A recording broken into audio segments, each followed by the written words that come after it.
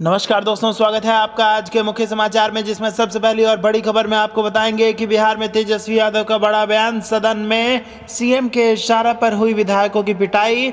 जलियांवाला बाग कांड की तरह थी ये घटना। दूसरी बड़ी खबर में जिक्र होगा कि छत्तीसगढ़ नक्सल अटैक पर तेज प्रताप यादव का सवाल, किसने कहा था नोटबंदी से नक्सलवाद खत्म हो जाएगा। और तीसरी बड़ी खबर में आपको बताएंगे कि फ्रांस की वेबसाइट का दावा, राफेल सौदे में हुआ भ्रष्टाचार। दसौल्त एविएशन ने बिचौलिए को 10 लाख यूरो देने पर जताई थी रजामंदी। जी हां दोस्तों, हर एक खबर की गहराई में आपको ले जाएंगे, लेकिन उससे पहले अगर आप भी देश के किसानों के साथ खड़े हैं तो आप अभी इस वीडियो को लाइक कीजिए और इस लाल बटन को दबा के चैनल को फ्री में सब्सक्राइब करके घंटी बजाकर कमेंट में लिखिए जय हिंद। दोस्तों, रुक करते हैं तमाम बड़ी खबरों की तरफ। तेजस्वी यादव बोले, सदन में सीएम के इशारे पर हुई विधायकों की पिटाई। जलियांवाला बाग कांड की तरह थी यह घटना। जी हां दोस्तों, बिहार विधानसभा में नेता प्रतिपक्ष तेजस्वी यादव ने विपक्षी विधायकों की पिटाई को लेकर फिर से सवाल खड़े किए हैं। तेजस्वी ने विधानसभा अध्यक्ष विजय सिन्हा को पत्र लिखकर न सिर्फ सरकार और मुख्यमंत्री पर सीधा आरोप लगाया है, बल्कि दोषी अधिकारियों पर सख्त कार्रवाई कर उन्हें बर्खास्त करने की मांग तक की है।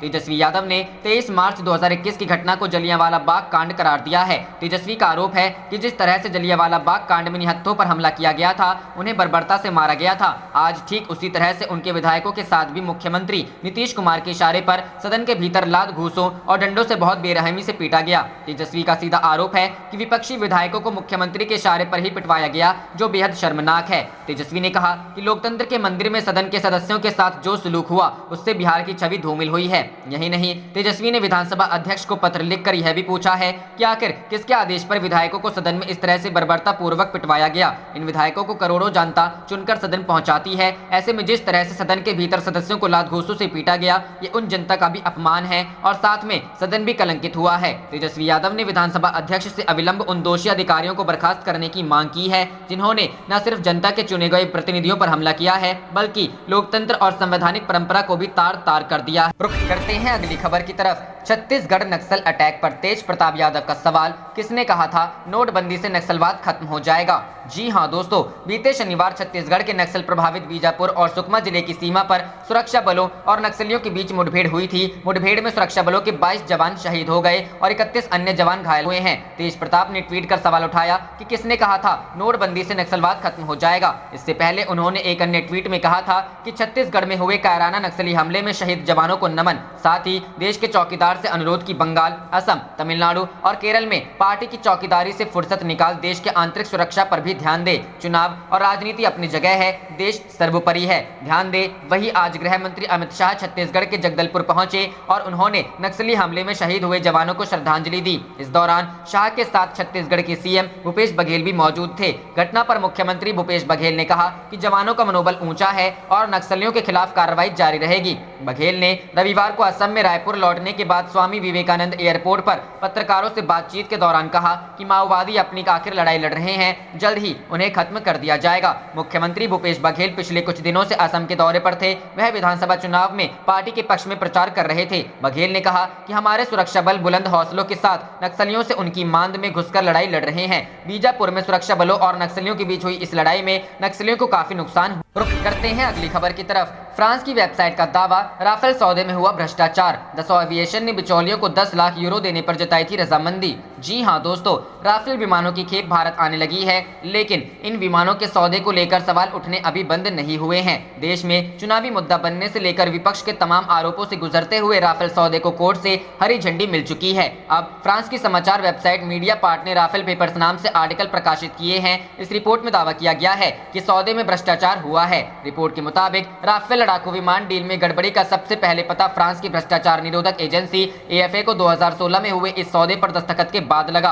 एएफए को ज्ञात हुआ कि राफेल बनाने वाली कंपनी दसौल्त एविएशन ने एक बिचौलिए को 10 लाख यूरो देने पर रजामंदी जताई थी। यह हथियार दलाल इस समय एक अन्य हथियार सौदे में गड़बड़ी के लिए आरोपी है। हालांकि एएफए ने इस मामले को प्रोसिक्यूटर के हवाले नहीं किया। रिपोर्ट के मुताबिक अक्टूबर 2018 में फ्रांस की पब्लिक प्रोसिक्यूशन एजेंसी पीएनएफ को राफेल सौदे में गड़बड़ी के लिए अलर्ट मिला। साथ ही लगभग उसी समय फ्रेंच कानून के मुताबिक दसॉ एविएशन के ऑडिट का भी समय कंपनी के 2017 के खातों की जांच के दौरान क्लाइंट को गिफ्ट के नाम पर हुए 5,08,925 यूरो के खर्च का पता लगा। यह समान मद में अन्य मामलों में दर्ज खर्च राशि के मुकाबले कहीं अधिक था। रिपोर्ट में बताया गया कि इस खर्च पर मांगे गए स्पष्टीकरण पर दसॉ एविएशन ने एएफए को 30 मार्च 2017 का बिल मुहैया कराया, जो भारत की फिशेस सॉल्यूशन की तरफ से दिया गया था। यह बिल राफेल लड़ाकू विमान की 50 मॉडल बनाने के लिए दिए ऑर्डर पर आधे काम के लिए था। इस काम के लिए प्रति नग 20,357 यूरो की राशि का बिल थमाया गया। अक्टूबर 2018 के मध्य में इस खर्च के बारे में पता लगने के बाद एएफए ने दसॉ से पूछा कि आखिर कंपनी ने अपने ही लड़ाकू विमान की मॉडल क्यों बनवाए और इसके लिए 20,000 यूरो की मोटी रकम क्यों खर्च की गई। साथ ही सवाल पूछे गए कि क्या एक छोटी कार के आकार के यह मॉडल कभी बनाए या कहीं लगाए भी। रुख करते हैं अगली खबर की तरफ। राफेल विमान डील, कांग्रेस का आरोप, कमीशन खोरी और रिश्वतखोरी की सच्चाई आई सामने, मामले की हो निष्पक्ष जांच। जी हां दोस्तों, फ्रांस से 36 राफेल खरीदने के मामले में कथित भ्रष्टाचार पर कांग्रेस ने केंद्र सरकार को घेरा। दिल्ली में कांग्रेस नेता रणदीप सुरजेवाला ने प्रेस कॉन्फ्रेंस कर मोदी सरकार पर जमकर हमला बोला। राफेल विमान डील पर कांग्रेस ने कहा कि 60,000 करोड़ की सच्चाई सामने आई है। राफेल खरीदी पर बिचौलिए और कमीशन खोरी को बढ़ावा दिया गया है। प्रेस कॉन्फ्रेंस को संबोधित करते हुए रणदीप सुरजेवाला ने कहा कि फ्रांस की राफेल विमान बनाने वाली कंपनी दसॉल्ट ने स्वीकार किया है कि उसने भारत के साथ राफेल डील में एक मिडिलमैन को 1 मिलियन यूरो उपहार के तौर। हालांकि उन्होंने कहा कि सरकार के पास अब भी वक्त है कि इस मामले पर अपना रुख स्पष्ट करे। सुरजेवाला ने कहा कि फ्रांस की जांच एजेंसी ने जब कंपनी की जांच की गई तो उसमें कमीशन खोरी के केस सामने आए। ऐसे में कांग्रेस इस पूरे मामले की निष्पक्ष जांच कराने की मांग करती है, लेकिन प्रधानमंत्री मोदी इस बात पर बात करने को तैयार नहीं है। उन्होंने कहा कि देश के सबसे बड़े रक्षा सौदे में भारत और फ्रांस की दोनों सरकार की संलिप्तता बराबर की है। रुख करते हैं अगली खबर की तरफ। राकेश टिकैत पहुंचे गुजरात, किसानों से बोले यहाँ डर का माहौल, इसे निकालना पड़ेगा। जी हां दोस्तों, केंद्र सरकार के द्वारा पारित किए गए तीनों कृषि कानूनों के खिलाफ किसान नेता राकेश टिकैत गुजरात के 2 दिनों के दौरे पर हैं। राकेश टिकैत ने अपने गुजरात दौरे पर कहा कि यहाँ के किसानों में डर का माहौल है और इसको निकालना पड़ेगा। किसान नेता राकेश टिकैत ने राजस्थान के आबू रोड से गुजरात में प्रवेश किया। इस दौरान गुजरात के पूर्व मुख्यमंत्री और प्रधानमंत्री मोदी के सहयोगी रहे शंकर सिंह वाघेला भी उनके साथ मौजूद थे। किसान नेता राकेश टिकैत ने बनासकांठा के पालमपुर में किसानों को संबोधित में करते हुए कहा कि गुजरात के लोग आंदोलन में कैसे शामिल होंगे यह उन्हें खुद ही तय करना होगा। साथ ही उन्होंने गुजरात के युवाओं से आंदोलन में बढ़ चढ़कर हिस्सा लेने को कहा। राकेश टिकैत ने कहा कि सरकार पूरे देश में गुजरात मॉडल लागू करना चाहती है। जिस तरह से गुजरात में रिलायंस को 60 गांव दे दिए गए, वैसे ही सरकार पूरे देश में किसानों की जमीन छीनना चाहती है। गुजरात के किसान सरकार के इन फैसलों के खिलाफ अदालत जा चुके हैं, लेकिन सरकार वहां भी किसानों को प्रताड़ित करेगी। राकेश टिकैत ने राजस्थान के आबू रोड से होकर गुजरात के बनासकांठा में प्रवेश किया। इस दौरान जब उनसे पूछा गया कि क्या वह कोरोना की नेगेटिव रिपोर्ट लेकर आए हैं, तो उन्होंने कहा कि उनके पास सारे दस्तावेज हैं। साथ ही उन्होंने अपना पासपोर्ट दिखाते हुए कहा यदि गुजरात में प्रवेश करने के लिए इसकी भी आवश्यकता हो तो वे इसे भी लेकर आए हैं। राकेश टिकैत सोमवार को साबरमती आश्रम भी जाएंगे। साथ ही वे बारडोली भी जाएंगे, जहां सरदार वल्लभ भाई पटेल ने किसानों के समर्थन में आंदोलन किया था। इस दौरान किसान नेता राकेश टिकैत ने कहा कि गुजरात के लोग भी आंदोलन में बड़ी संख्या में भाग लें, ताकि यह पता चल सके कि जिस राज्य के नेता केंद्र सरकार में बैठे हैं वहां के किसान भी आंदोलन कर रहे हैं। राकेश टिकैत ने कहा कि किसानों के लिए ट्रैक्टर ही टैंक है। साथ ही उन्होंने युवाओं से ट्रैक्टर और ट्विटर दोनों पर सक्रिय रहने का आग्रह किया।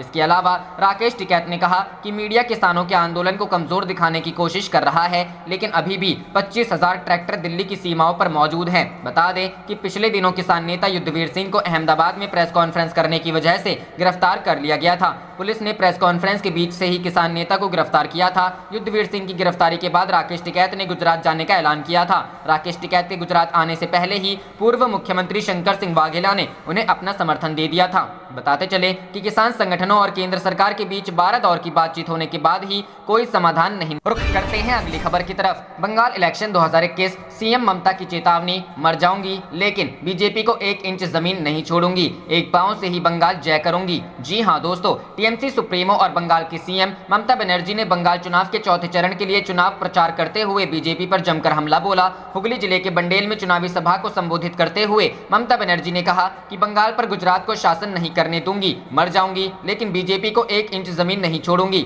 ममता बनर्जी ने कहा, चुनाव के पहले जानबूझकर मेरा एक पांव तोड़ दिया गया है, लेकिन एक पांव से ही मैं बंगाल जय करूंगी और 2 पांव से आने वाले दिनों में दिल्ली दखल करूंगी। नंदीग्राम में पुलिस ने किया था अत्याचार। ममता बनर्जी ने कहा, कल फिर मतदान है, चुनाव के पहले पुलिस अत्याचार करे तो उसका वीडियो बनाए और उसे वायरल कर दें। नंदीग्राम में भी बूथ एजेंट को मारा, उसका नाक तोड़ दिया गया था, लेकिन जो ठान लेना होगा कि जान से मार दे फिर भी बूथ नहीं छोड़ेंगे। नंदीग्राम के चुनाव के पहले भी अत्याचार किया था, इस कारण मुझे बूथ में बैठना पड़ा था। ममता बनर्जी ने कहा, मैं तो जीतूंगी ही, जहां भी खड़ी होंगी वहीं से जीतूंगी, लेकिन और सीटों पर भी जीत हासिल करनी होगी। इस अवसर पर ममता बनर्जी ने फिर से चंडी पाठ किया और अल्लाह का नाम लेकर दुआएं मांगी। उन्होंने कहा, मैं ब्राह्मण घर की बेटी हूं, हम सभी एक हैं, हमारे बीच कोई भेदभाव नहीं है। गुजरात बंगाल पर शासन नहीं करेगा, आने वाले दिनों में मैदान में खेलना होगा और बीजेपी को खाली करना होगा, दंगा करने पर पंगा लेना होगा। ममता बनर्जी ने छत्तीसगढ़ में माओवादी हमले का जिक्र किए बिना कहा कि गृह मंत्री बंगाल में बैठे रहते हैं, बंगाल दखल करेंगे, लेकिन पुलवामा में हमले हुए और पुलिस पर हमले हो रहे हैं, इसकी चिंता नहीं है। उन्होंने कहा कि कोविड के नाम पर चुनाव बंद नहीं करने देंगे। उन्होंने पहले ही कहा था कि वह पैसे देती हैं, सभी लोगों को इंजेक्शन दें, लेकिन इंजेक्शन नहीं दिया और अब बार बार लॉकडाउन किया जा रहा। आप देख रहे थे आपका अपना चैनल जय हिंद जय भारत।